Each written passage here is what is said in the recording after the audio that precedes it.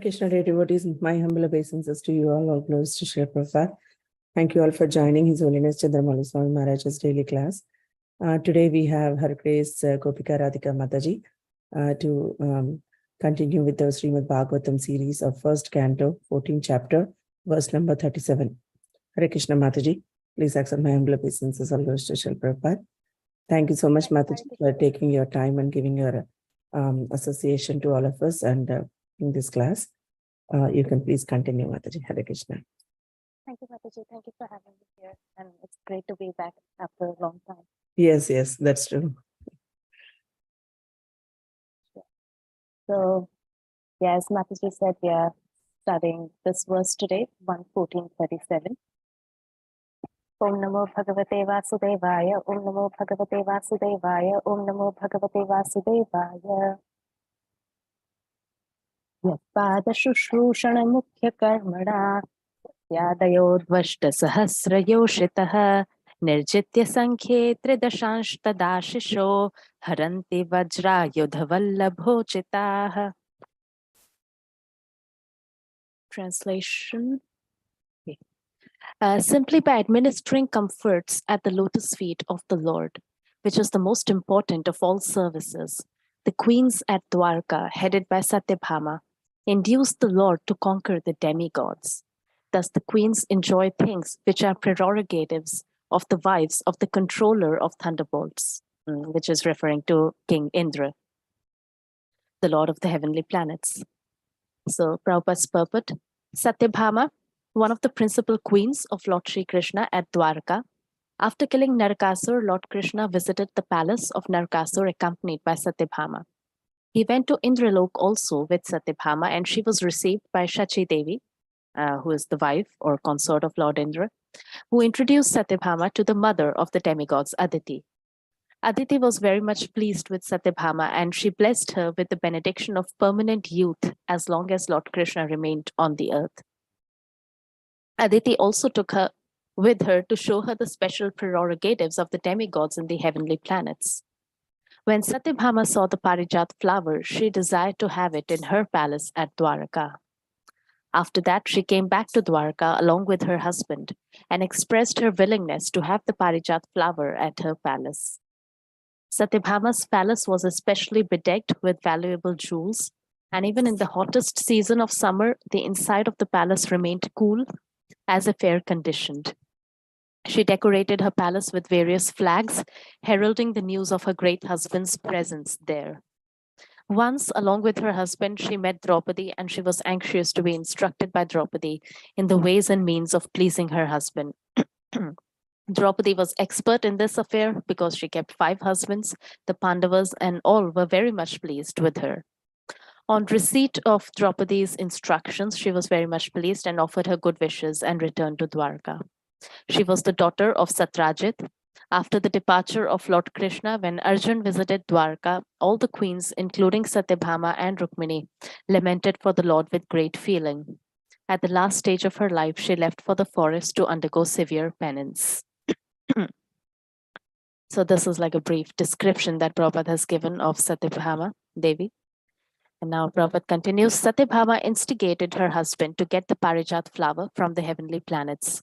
And the Lord got it even by force from the demigods, as a common husband secures things to please his wife. As already explained, the Lord had very little to do with so many wives to carry out their orders like an ordinary man.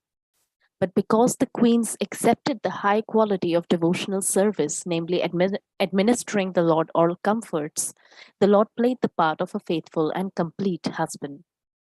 No earthly creature can expect to have things from the heavenly kingdom, especially the parijat flowers, which are simply to be used by the demigods. But due to their becoming the Lord's faithful wives, all of them enjoyed the special prerogatives of the great wives of the denizens of heaven. In other words, since the Lord is the proprietor of everything within his creation, it is not very astonishing for the queens of Dwarka to have any rare thing from any part of the universe.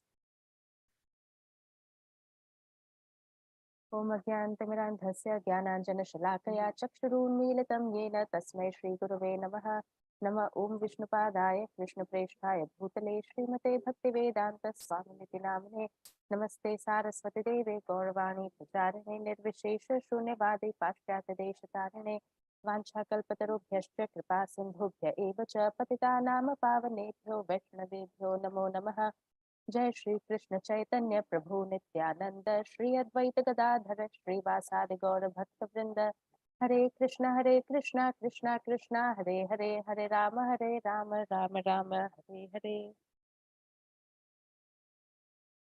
So just reading the translation once more. Simply by administering comforts at the lotus feet of the Lord, which is the most important of all services, the queens at Dwarka, headed by Satyabhama, induced the Lord to conquer the demigods. Thus, the queens enjoy things which are prerogatives of the wives of the controller of thunderbolts, that is, King Indra. Okay, so I'll just switch over to the PowerPoint now. So, yeah, just having a brief helicopter view of this section that we are discussing currently. In the first 20 verses of this chapter, we saw how, Maharaj Yudhishthira already starts to suspect the disappearance of Lord Krishna because firstly, Arjun had not returned from Dwarka. It had been a very long time. He was long overdue, but he was not returning. That was one thing. And then Maharaj Yudhishthira had started observing various ill omens, inauspicious signs and symptoms in the environment and the creatures around him. The Bhagavatam gives a long list of the different ill omens that Maharaj Yudhishthira was observing. So he had already started to get a sense. He had this growing fear that perhaps, most likely, Lord Krishna has indeed departed from this planet. And then with the verses 21 to 24, Arjun returns after his long absence and looking pale and utterly dejected, which strengthens Maharaj Yudhishthira's concerns and anxieties. And then in the section just preceding our section of verses, Maharaj Yudhishthira starts to make indirect inquiries, because this topic is just like so painful, so agonizing, so tormenting for a devotee that he just does not have the courage. He doesn't have it in himself to straight away ask Arjun about his chief anxiety, his chief concern, that has Lord Krishna chosen to conclude his earthly pastimes. He just cannot bring himself to raise this question. So he starts making indirect inquiries, starts asking about the welfare of the Yadu dynasties. Are they happy? How are Pradyumna, Anirudh, how are Krishna's other relatives, King Ugrasen, etc.? And then now in this section, 34 to 38, and we have our verse today, verse 37, Maharaj Yudhishthira starts to directly inquire about Lord Krishna and glorify Lord Krishna and his influence and prowess. So as we can see, verse 37 is also reflecting that. He's reflecting on how Lord Krishna, his queens used to enjoy all the things which even the wives of the heavenly planet, the wives of King Indra used to enjoy. They had those luxuries on the earthly planet. So as we can see here, just a brief overview here. In verse 34, he asks, is Lord Krishna enjoying the Sudharma assembly at Dwarka, surrounded by friends? Then in 35 and 36, he says that Lord Krishna is staying in Yadu dynasty with Balaram, and the Yadu dynasty, being protected by the Lord's arms, is enjoying life like the residents of the spiritual sky. And then this verse, we have natural continuation from the previous verses. Here he's talking about Krishna's queens. Simply by serving the Lord's lotus feet, his queens enjoy things that are prerogatives of Indra's wives. And then verse 38, again, continuing in the same vein, he says, the heroes of Yadu dynasty, being protected by the Lord's arms, they always remain fearless, and hence their feet trample over the Sudharma assembly house, which the best demigods deserved, but which was taken away from them. So one thing we can see here is, I was listening to a lecture by Chaitanya Charan Prabhu, and he was mentioning how a person's words, they reflect his or her inner feelings. So here we can see like King Yudhishthir's deep affection for Krishna is very, very evident. Like as soon as he turns to the topic of directly talking about Krishna, he's just, profusely glorifying Krishna, profusely describing Krishna's glory, his power, how under his protection, all the residents of Dwarka are enjoying like the residents of the spiritual sky, what to speak of the residents of the heavenly planets. And it's all due to Krishna, his protection, his power. So here I just thought to discuss 3 points from today's verse. Firstly, we get this point that God is a sentient person, the supreme person. And second, that devotional service to Krishna automatically, as a secondary byproduct, it automatically awards protection from fear and the best of everything to the devotee. And the third is that devotees' feelings of affection and separation from Krishna, as is very much evident in King Yudhishthir and Arjun. So yeah, the first thing which is like it jumps out of this verse very clearly is that God is a sentient person. Like this is our Bhagavad theology, and this is something which springs upon us in almost every verse and in every purport of Srila Prabhupada. God is not this homogeneous, abstract, vague, superhuman power or some light. No, he's a person, and he's a sentient person. He's a Krishna is described in our Shastras, our Gaudiya Vaishnava theology, as Akhila Rasamrit Murti, that he's the reservoir of all the rasas. God is that superlative person who is imbued with the perfection of all the rasas, all the emotions, all the loving exchanges that are possible with another person. So this is evident in Krishna's dealings with Satyabhama, which are described in this verse. And as Prabhupada used to repeatedly bring out this point, this is one example. This is from a purport that we have already discussed in one of the previous classes, 11139, where Prabhupada says that the Lord exchanges transcendental relations in 5 ways, as proprietor, master, friend, son, and lover. And in each of these pastimes, he plays fully by the potency of Yogamaya. And the result is that he plays exactly like an equal friend with the cowherd boys or friends like Arjuna. He plays exactly like a son in the presence of Yashoda Mata. He plays exactly like a lover in the presence of cowherd damsels. He plays exactly like a husband in the presence of the queens of Dwarka. And reciprocally, such devotees of the Lord also, they never think of the Lord as the supreme. That is the intimacy of that loving exchange, but exactly as a common friend, a pet son, or a lover or husband, very much dear to heart and soul. That is the relation between the Lord and his transcendental devotees, who act as his associates in the spiritual sky.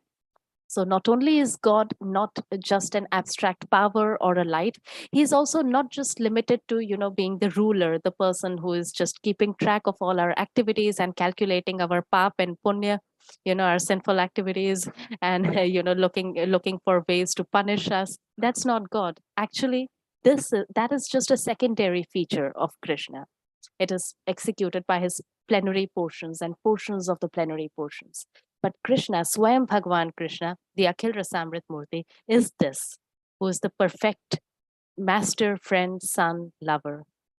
And we see this both in the Vrindavan pastimes and in the Mathura pastimes, the Dwarka pastimes, in all of these. So here we have a glimpse of Krishna's loving dealings with his queens in Dwarka. And therefore, as Prabhupada would often say, another example this is from his lecture. So this movement is teaching everyone always to be Krishna conscious and take Krishna as everything. Priya, Sutta, Sakha, Guru, everything. That is called Bhakta. If you want a son, all right, Krishna is prepared to become your son. If you want a lover, all right, Krishna is prepared to become your lover. If you want a friend, Krishna is prepared to become your friend. Everything, Krishna is prepared. Basically, anything. We are all the soul is Anandamayo Bhyasat. Ultimately, the soul is pleasure seeking, and the ultimate pleasure is to be derived in relationships. So that is just an intrinsic nature of us spirit souls. It's inseparable from us, that nature of craving for relationships. And the Vaishnava theology, it tells us that you cannot get a better relationship than Krishna for anything. And Krishna is prepared. Krishna welcomes a devotee's loving exchanges. Krishna is prepared to be the best, the son, the lover, the friend, master, everything. And so, yeah, just going into a little more detail of this particular section of pastimes, which this verse refers to. So, as we know, it's described in greater detail in the 10th canto. And the background story is that Krishna, he's called upon by the demigods.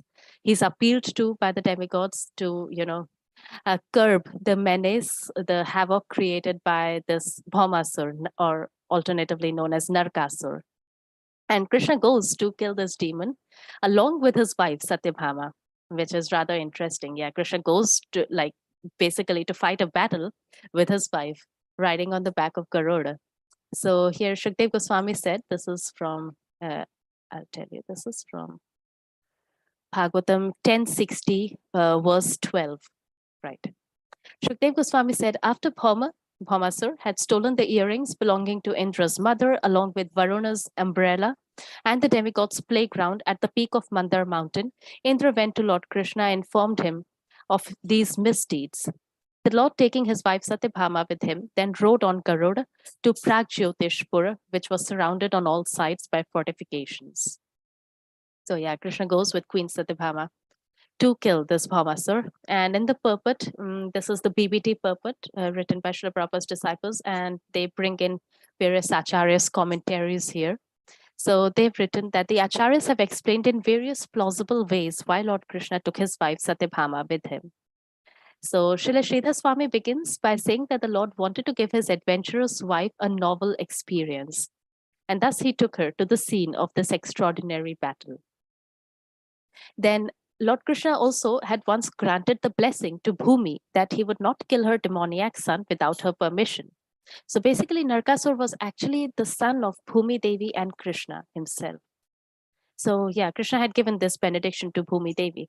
And because Bhumi Devi is an expansion of Satyabhama, the latter could authorize, that is, Satyabhama could authorize Krishna to do the needful with the unusually nasty Bhaumasur. So that was another specific reason why Krishna took Satyabhama along with him. And finally, this is what today's verse deals with, that Satyabhama had been miffed when Narad Muni brought a celestial Parijat flower to Queen Rukmini. To pacify Satyabhama, Lord Krishna had promised her that I'll give you a whole tree of these flowers. And thus the Lord scheduled this procurement of a heavenly tree within his itinerary. Even nowadays, this is also often described about Krishna in our shastras, that with one action he accomplishes so many things. So yeah, apparently he's just going to kill the demon, but actually so many things will be accomplished. The demon will be killed, first of all. Everything that he had stolen from the demigods will be retrieved. All the havoc that he has been creating, that will be curbed. Then all the 16,000 princesses that Bhaumasur had imprisoned, they would be released, and their sincere prayers would be answered because Krishna would consent to become their husband. And Satyabhama, he takes Satyabhama to the heavenly planets, and there this procurement of the Parijat tree is accomplished. So yeah, the BBT purport continues that even nowadays devoted husbands take their wives shopping, and thus Lord Krishna took Satyabhama to the heavenly planets to get a heavenly tree, as well as to retrieve the goods that Bhaumasur had stolen and return them to their rightful owners. So again, this is just referring back to the same point that we mentioned just now, that Krishna, yes, he is the perfect lover, the perfect husband. So all the rasas, they are relished in perfection in association with Krishna only. And it's interesting that actually we get even a further glimpse of this rasa with Krishna in the next chapter, because all this is described in the 59th chapter of the 10th canto. And the very next chapter, the 60th chapter, is about Lord Krishna's conversation with Rukmini, where, so initially Narad Muni had given this Parijat flower to Rukmini, because of which Satyabhama, was, having an inferiority complex. She was miffed. And so Krishna procures this heavenly tree, the entire Parijat tree for her. And now, because Krishna has given Satyabhama the Parijat tree, Krishna was waiting to see if Queen Rukmini would show some reaction. But of course, because her rasa with Krishna is of complete submission, so she just remains completely satisfied and fulfilled in her submissive service to Krishna. She does not show any reaction to this act of Krishna's. And so Krishna, he decides to poke Rukmini, to get her to become angry. And Srila Vishnu Chakravarti Thakur, this is from verse 12 of the 60th chapter. It's described that Srila Vishnu Chakravarti Thakur comments on this verse as follows. The Lord's mentality here can be understood as follows. When I gave Rukmini a single flower from the heavenly Parijat tree, Satyabhama showed such a torrent of fury that I could not pacify her even by bowing down at her feet. Only when I gave her a whole Parijat tree was she satisfied. Rukmini, however, did not display any anger even when she saw me give Satyabhama the whole tree. So how can I enjoy the nectar of angry words from this wife who never feels jealousy, who is supremely sober, and who always speaks pleasingly? So again, just another glimpse of, another beautiful glimpse of Krishna as Akhila Rasamrit Murti. He's just the perfect in all loving exchanges. Thus, considering the Supreme Lord decided, if I speak like this to her, I will be able to provoke her anger. This is how some authorities explain Krishna's speech to Rukmini. So yeah, this is basically what, this was the thing which Bhaktisiddhanta Saraswati Thakur liked the most in that famous poem which Srila Prabhupada wrote, as a Vyas Puja offering to Saraswati Thakur, where Prabhupada had written, the whole poem was greatly liked by Saraswati Thakur, but he particularly liked these two lines where Prabhupada had written that absolute is sentient, thou hast proved, impersonal calamity, thou hast removed. So yes, absolute is sentient. Absolute is not some abstract power. The absolute truth, the Satyam Param, this, what Bhagavatam describes in the very first verse, Satyam Param Dhimahi, that, Vyasdev says that I meditate upon that Satyam Param, the absolute truth. That absolute truth is a sentient, a conscious, and a conscious person full of emotions, full of loving exchanges. And this is the refutation, this is the supreme refutation of the impersonal or the Mayavad philosophy, which, Bhagavatam keeps bringing out and Srila Prabhupada keeps bringing out in his purports. So, looking at our second point then, which, flows naturally from the first one. So God is a sentient person. So it naturally follows that God is therefore reciprocal, right? And therefore, devotional service to Krishna, it not only gives the devotee the supreme perfection of life in the sense of, being able to have loving exchanges with Krishna, dealing with Krishna face to face, but as a very secondary byproduct, it also automatically awards complete protection from fear and the best of everything, which is what is reflected in this section of verses, right?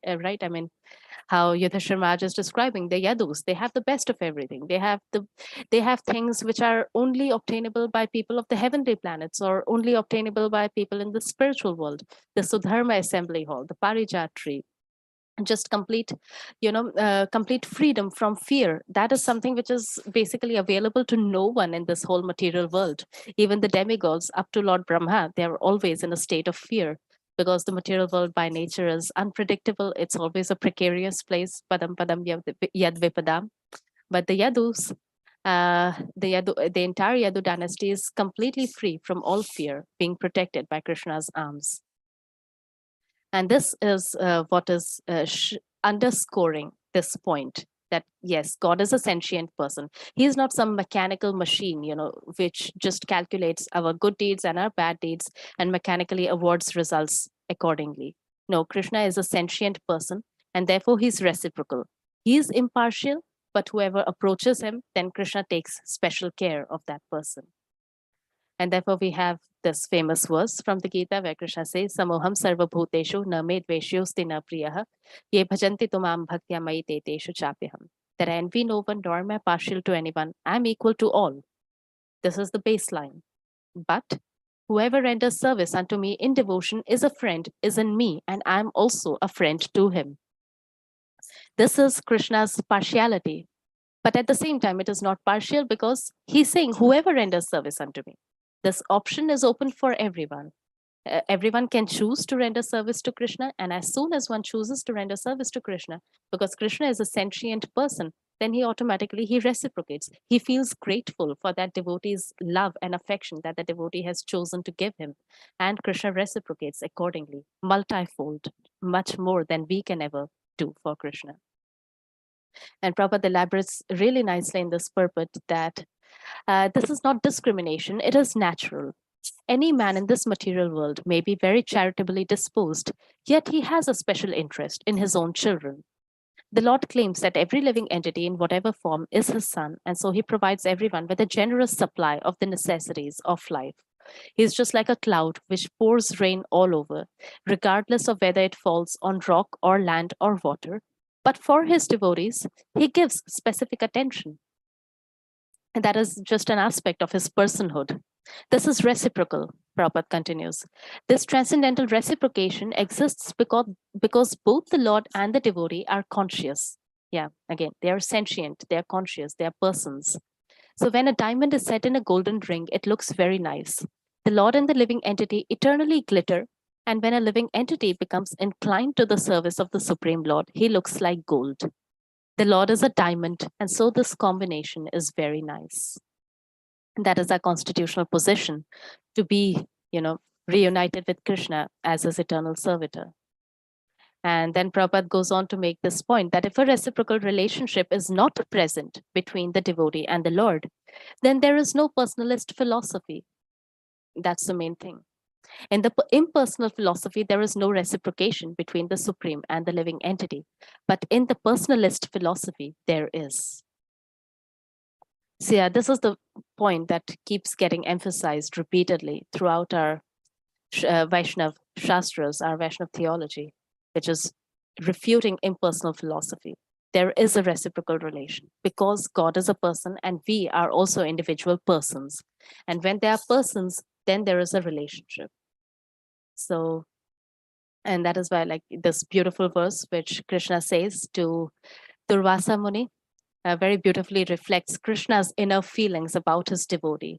That sadhavo hridayam mahyam sadhunam hridayam tvaham madanya tena jananti naham tebhyo managape. That the pure devotee is always within the core of my heart, and I am always in the heart of the pure devotee. My devotees do not know anything else but me, and I do not know anything else but them. It just very, very beautifully and very unambiguously, it clarifies the whole personalist philosophy. Krishna is an individual person. We are also individual people. And there is this loving relationship. The pure devotee is always in Krishna's heart. The pure devotee does not know anyone but Krishna. And Krishna is always, Krishna himself also does not know anyone but his pure devotees. And therefore we have this, that devotees, they automatically, by dint of their service to Krishna, they're automatically taken care of, both in this life and the next. So there's complete protection from all fear and complete provision of everything that they may need, but at material as well as spiritual levels. So we have this, for example, Bhagavad Gita, Krishna says, Neha bhikramanashosti prativayo na vidyate swalpamapyasya dharmasya trayate mahato bhayat. In this endeavor, there's no loss or diminution, and a little advancement on this path can protect one from the most dangerous type of fear. So even a little bit, when it's done for Krishna, then Krishna never forgets it. And that little bhakti carries one, it helps one surmount even the most dangerous types of fear, the most dangerous of which is, of course, repetition in the cycle of birth and death. And similarly, we have this really great verse in the 6th canto of the Bhagavatam, which I thought to bring out here, where, after the whole Ajamil episode is done, and the Yamdutas are driven away by the Vishnu Dutas, and then they go back to their master, Yamaraj, asking, what just happened? We were just going about our duty, and this unprecedented thing happened. This has never happened so far. Why were we driven away? Who were those personalities? Is there someone who is even greater than you? Because we used to think that you, Yamraj, are the greatest of everyone, of all personalities in this universe. So Yamraj describes, the glories of Lord Krishna, Lord Vishnu, and his devotees, and the potency of bhakti at the lotus feet of the Lord. And after that whole discussion is concluded, then it's described here that itham svabhritra gaditam bhagavan mahitvam sansmritya vismita dhiyo yamakinkaraste naivachyutashraya janam pratishankamana drashtum cha bibhyati tatah prabhriti smarajan. That after hearing from the mouth of their master about the extraordinary glories of the Lord and his name, fame, and attributes, the Yamdutas were struck with wonder.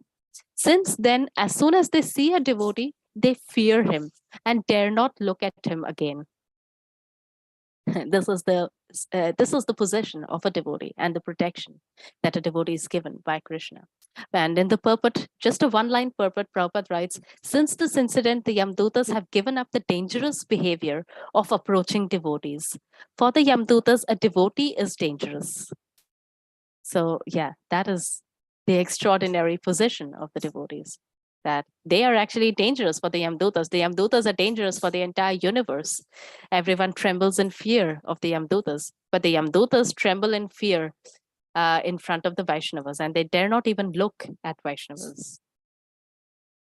And what to speak of, just everything that is necessary for the devotees' material and spiritual sojourn, the material and spiritual journey.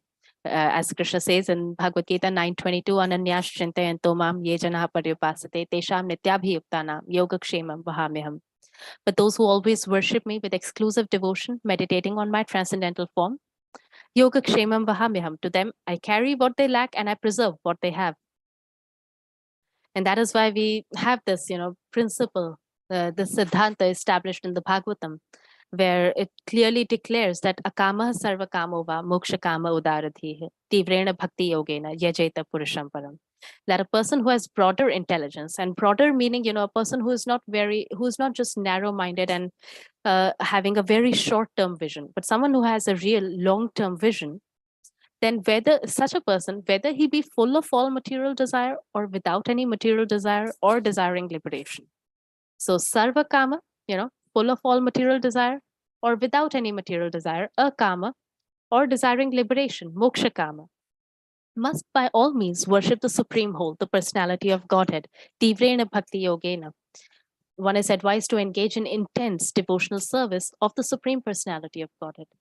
That is the perfection, whatever one's state may be, whether one is desiring all kinds of things or one does not desire anything, or one is simply seeking to revive one's ultimate relationship with Krishna. Krishna is the ultimate person to approach.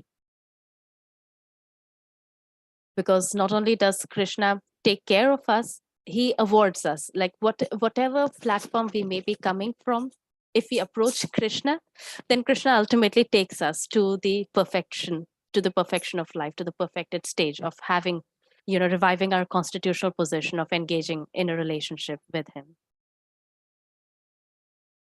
And then, so yeah, just this was a brief discussion about the second point, about how, which follows from this point, God is a sentient person, and therefore God is reciprocal, and therefore devotional service, it not only awards the perfection of life, which is a reinstatement in our constitutional position, but as a byproduct, it also automatically awards perfect protection from fear and the best of everything, as we see in the case of the Yadu dynasty, including Krishna's queens. And finally, of course, the devotees' feelings of affection and separation from Krishna, which is very poignantly reflected in Yudhishthir Maharaj, his words and his inquiries from Arjuna. The way he, goes about inquiring from Arjuna, firstly, going with these indirect questions about the Yadu dynasty. Then as soon as he turns to speaking directly about Krishna, this profusion of, glorifying Krishna, remembering his power, remembering his protection, how everyone in his protection is thriving and so well protected from all fear. So his words reflect his feelings of affection. And then, of course, we get even the subsequent verses, they become even more poignant. And the next chapter, actually, when Arjun starts speaking, that's even, yeah, it's reflecting very intensely the feelings of separation that such pure devotees feel. This is just one verse from that I chose to put here. This is Arjun speaking, that yasya kshana viyogena loko hyapriya darshanaha uktena rahito hyesha mritakaha prochite yatha. That yasya kshana viyogena, I've just lost him whose separation just for a kshana, for a moment, would render all the universes unfavorable and void, like bodies without life. So yeah, very similar to, for example, Lord Chaitanya, who says in the Shikshashtakam, yogayatam nimeshena chakshusha pravishayatam. So yeah, for these pure devotees, even one moment of separation feels like eternity, feels like 12 years or more, just feels like eternity. And that's how they view Krishna, their dearmost friend. So here, actually, there's this interesting incident that in New York, once the devotees where they put up this play. It was a Sunday feast play during, and Prabhupada was present at that time, and they depicted this whole pastime, this whole thing that we are reading just now, you know, of Arjun coming back from Dwarka looking all pale and dejected, and Yudhishthir Maharaj putting forth all these questions, and then Arjun beginning to respond to his queries.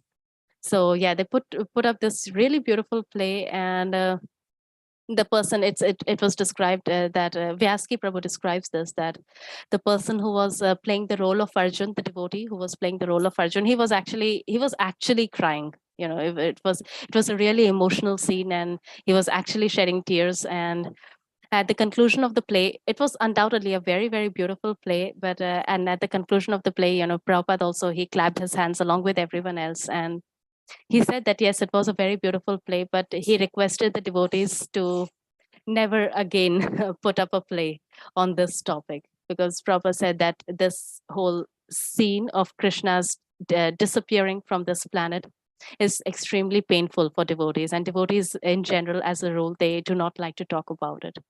So yeah, that was Prabhupada's response, that it was very beautiful, but yeah, devotees find it unbearable to refer to this topic. And we find this actually even in, like, for example, the back in the 3rd chapter of the 1st canto, because we see that one of the 6 questions that the sages of Naimisharanya had asked Suta Goswami, the 6th question, in fact, the last question, was that after Lord Krishna's disappearance from this planet, dharma kam sharanam gataha, right? That who has, of whom have religious principles gone to for shelter? And this was the answer in the 43rd verse of the 3rd chapter, that Krishna swadhamo pagate dharma jnanadibhesaha kalau nashta drishamesha puranarko dhunoditaha. The answer is that after Krishna's disappearance from this planet, religious principles have taken shelter of Puranarko, the sun-like Srimad Bhagavatam. And Vishwanath Chakravarti Thakur, in his translation and commentary of this verse, he describes this, that though Lord Krishna left Dwarka, arrived at Prabhas. Prabhas is the place, right, where the Yadu dynasty, they annihilate each other, and then disappeared along with his 6 great qualities. So 6 great qualities means dharma, jnana, etc. This Puran, which is the Bhagavad Puran, has now risen in Kali Yuga for those who have lost their knowledge. And in the commentary, Chakravarti Pad, he says that you asked where dharma has taken shelter. Please understand the answer now. Krishna, after having departed from his abode Dwarka, Swadhama, arrived at Prabhas and then disappeared along with his 6 powers such as dharma and jnana. However, Chakravarti Thakur says that the details are not mentioned clearly because, again, the same thing, the pastime of Krishna's disappearance causes disturbance to the devotee. So yeah, I mean, these things just give us a glimpse, just a tiny glimpse of the intensity of the loving exchanges between Krishna and his devotees, and the feelings that the devotees possess for Krishna, and the feelings that Krishna possesses for his devotees. And we, of course, are still supremely fortunate, because now the shelter of dharma after Lord Krishna's disappearance from this planet is the Srimad Bhagavatam. And by Srila Prabhupada's mercy, the Srimad Bhagavatam, which is Krishna himself in sound form, the sound representation of Krishna, it's not different from Krishna, has now been made so widely accessible to everyone. And in this way, we are getting to still associate with Krishna through Prabhupada's explanations, his commentaries, his lectures, etc. So yeah, I'll conclude here, Mataji. Over to you. Thank you so much. Thank you, Mataji. Thank you so much for bringing out so many different points, different aspects of this particular purport. Thank you so much. Very nice presentation. Dear devotees, if you have any questions or comments or realizations, you can please go ahead now. And please turn on your cameras if possible.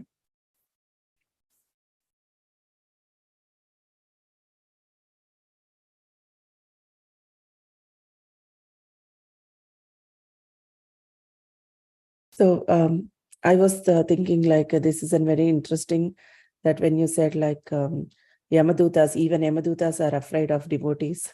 I never heard this, that this is very nice. I think this is in Ajamila story. It will come. Yeah, yes. Yeah.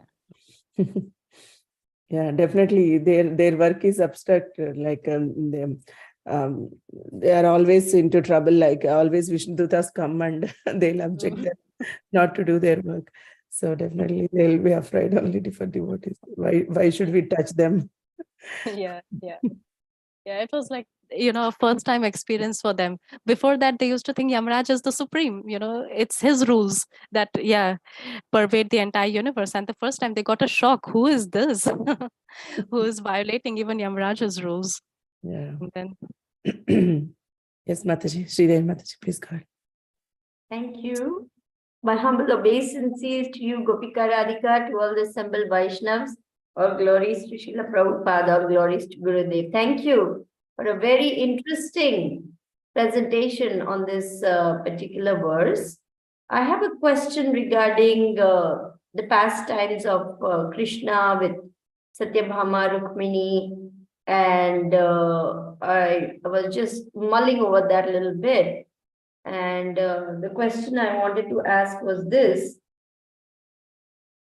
that Krishna knows that all his wives have different moods, different temperaments. Satyabhama is fiery, Rukmini is very quiet and submissive. So he wanted to experience the anger of Rukmini. So therefore he started talking like that. But Rukmini did not react like that. She reacted according to her nature, which was to faint away and feel devastated. She didn't get angry like how Satyabhama would. But the Lord knows everything. So did he just perform this pastime just to bring out this aspect of Rukmini's character? Yeah, I guess it's again, another aspect of his personhood, right? He knows it, but he's trying to poke her, trying to get her to do this. And actually, one explanation our acharyas give regarding that is that usually the principle is that devotees, they always, respond in a way that is conducive to Krishna's desires. So the rule would have been, the natural situation would have been that Krishna is wanting this thing. So actually, ideally, this is how Rukmini would have reacted, should have reacted. But sometimes there are certain devotees whose inherent, their nature, their rasa with Krishna, their particular rasa with Krishna is just so strong that it predominates over everything else. And which was the case with Rukmini also.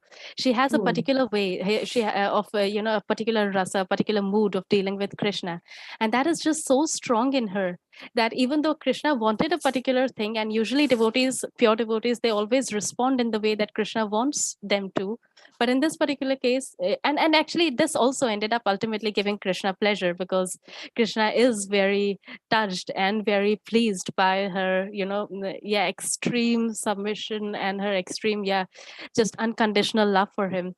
So that is there. But it was just Rukmini's rasa which is predominating this particular situation.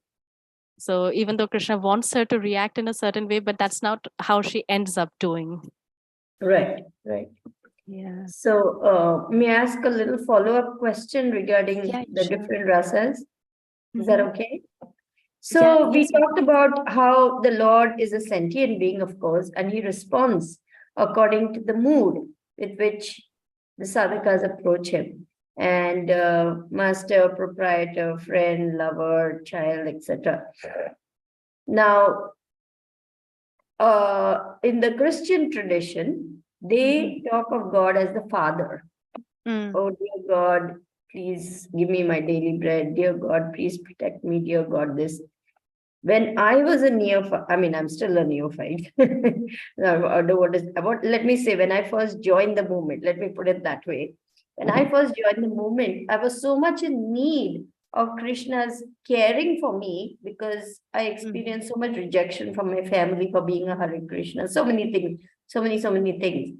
So I was always looking to Krishna like my father, Right. and asking for Krishna's protection, asking for Krishna's love, asking for his caring, and so on. But in the Shastras, we never find this description where the sadhaka is turning to God as a father in our scriptures. Why is that? That we never talk about this rasa where, God is our father. Yeah, And I he guess says he's our one. father because he says, Aham bija pradapita. I am the Yeah. seed father. He says also, and all the living entities are my children. So why we never talk about, this particular mood? I guess could we say that it comes out in the in the master servant relationship, which is also kind of parental, because the master is I mean, in especially like in our Indian culture also we see that the relationship of children with the father or children with parents is a lot like that, right? Children are obedient and submissive, and the parents are caring and they look after the children, they instruct them what to do, what not to do, etc. So perhaps the master servant relationship does encapsulate this particular feature where the devotee, he serves the Lord, is dependent on the Lord, looks up to the Lord as his protector, and the Lord takes care of the devotee as a master would take care of his subordinates, the people who are serving him. So perhaps that particular rasa, which is also ideal for us. I mean, that's how we start out, right? We start out thinking of ourselves as Krishna's servants, the Dasya rasa. So I would guess also, like we see in that those 6 symptoms of surrender that we have, it's very similar. It conveys similar things, right? Like Avashya Rakshibe Krishna, the devotee has this full conviction that Krishna will definitely protect me. Krishna is my soul master. I'll do what is favorable to Krishna. I'll not do what is unfavorable to Krishna. So all that, I think the Dasya Ras would encapsulate that probably. Okay. Thank you. Thank you, Mataji. Thank you, Mataji. I think, as you said, like Ham Bija Pradapata. So, as Krishna is the father of every living entity, I think it's by default, Krishna is a father. That's what I'm thinking. Yeah. So Yeah, that's definitely. not mentioned separately as a rasa.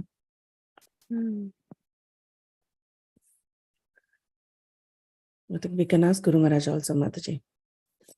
Yeah, definitely. That would be nice. Yeah. Thank you. Devotees, any more questions or comments? Yeah, today we don't have much online. Yes, Revati Mataji, you have anything to share or ask? Thank you, Mataji. Thank you, Mataji. Please accept my humble obeisances. All glories to Prabhupada, all glories to Guru Maharaj. Thank you very much for the very nice class, Mataji. It's like a very meditative, just listening your class. So I like what you said. It's like very higher level for me, but I just wanted to ask, like relations. You explained so beautifully between Lord and the associate devotees. You explained like how, like, the Akila Rasamrita, right? So actually relationships with Krishna is more like a friend, lover, and son. But since we are like sadhakas in the material world, we think like more like a Lord punishes. That's like you said, like memory expansions, right? So we are not, but how like a sadhakas. So what kind, I know Guru Maharaj also mentioned one time, like, we devotees, we have to always worship Krishna in a mood of awe and reverence. But how should I understand like a rasa, like, what kind of rasa we can have with Krishna, like as a sadhaka, like how do we know, like Yeah, I guess we could say this, that our our Bhagavatam, our Vaishnavacharyas, they give us this full glimpse of what is possible, what are the different relationships that exist with Krishna, what are Krishna's qualities. But in terms of us actually developing specific rasas, that's a gradual evolution. So that is just something which automatically it happens. It will happen someday when Krishna desires it and he bestows his mercy. So yeah, that will happen. But we are getting a full glimpse of what is Krishna like as a person, and what are his qualities, what are his dealings with his devotees. So yeah, that we are getting, which is itself, like, it's an incredible gift, because like no other religious tradition or scripture goes into so much detail about the specifics of the Lord's form and his qualities and his activities, and what he does. Basically, it's like we get an inside story into God's life. What does he do? What does he do in the morning, in the afternoon, in the evening, at night? It's just amazing. Who are his family members? What does he eat? What does he wear? So yeah, we are getting this incredible gift, but then in terms of our own individual relationships, that's just, it will naturally evolve someday. Like Prabhupada used to give this example, right? Like a green mango turning into a ripe mango. It's an automatic process.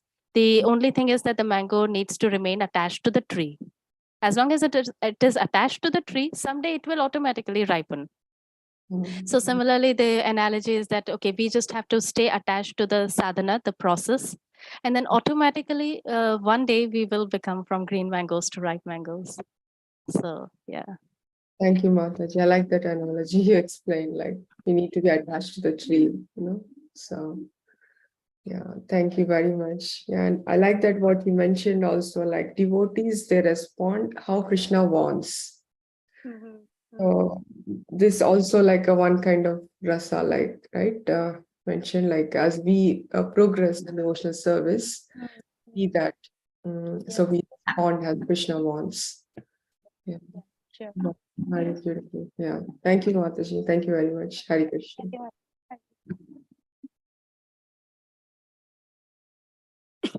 Hare Krishna, Revati Mataji. Thank you for the nice points. Nice question. Okay. Devotees anymore? Okay. Thank you so much, Mataji and Gopika Radhika Mataji, once again for the wonderful class and presentation. We hope to have you all again in future for our classes. Thank you so much. Thank you, devotees, for participating. So if there are no more questions, I think we can end the call here. Vanchakalpatarubhyascha Vasindhubhyevacha Patitanam Pavanebhyo Vaishnavebhyo Namo Namaha. Srimad Bhagavatam ki jai, Srila Prabhupada ki jai, Guru Maharaj ki jai. Gopika Radhika Mataji ki jai. Thank you very much. Thank you. Hare Krishna. Thank you very much.